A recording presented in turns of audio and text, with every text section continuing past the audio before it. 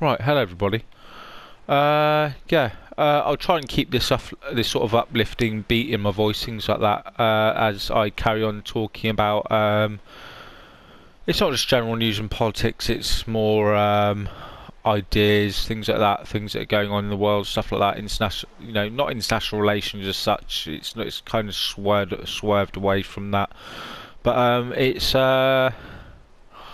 I've just come back on to sort of explain something that most people probably will not understand. So I'm going to explain it to you for you, and in the hope that you're going to watch this video and pick it up yourself. As I previously mentioned, I know people can see the video and stuff like that, regardless of how many views it gets. Don't worry about that. It's all in web technologies. If that may be a possibility, or it may be picked up later on. I'm not sure. Now, for example, as I've just mentioned in my previous video, I've just started studying something called statistics. Now, this is a bit of a dangerous topic because it opens up a whole new world of possibilities. So, I've just got to mention something that I've just kind of noticed a little bit here, and it's a political statistic that's based around COVID-19. Now, I've just got to warn you a little bit on this one, anyone in sort of Great Britain and anyone sort of outside of Great Britain. I made that previous video last night when I was a bit drunk about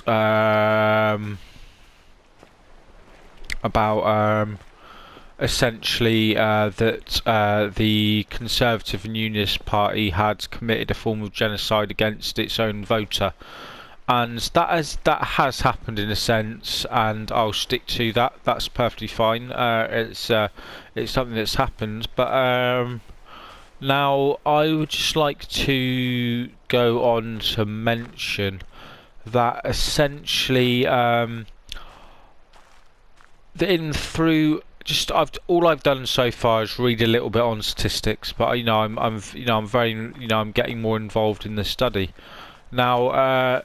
For example, I've just got to warn people a little bit here that basically what I'm saying isn't going to be very nice. I know I'm not going to swear or anything like that, but what I'm going to say you're not going to like it very much. So essentially, because it's probably not being publicised in public media or on the television, on the news, anything like that.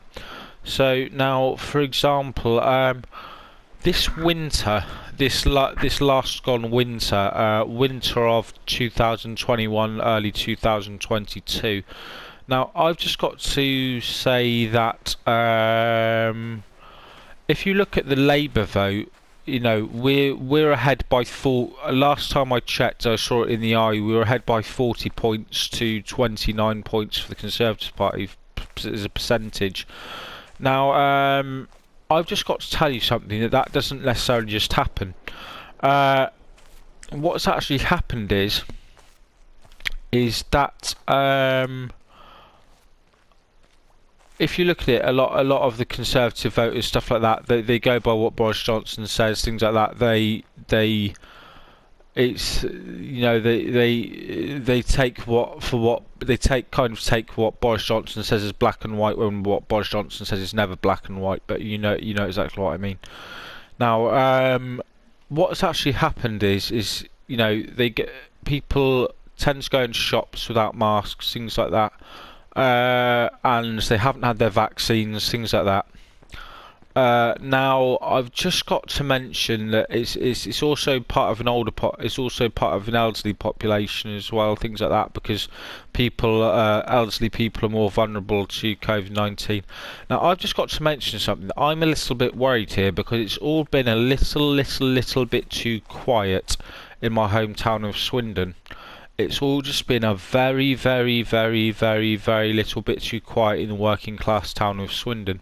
Now, I think that's partly because a lot of people are out of work due to austerity and Brexit, and Honda shutting down recently, our main factory.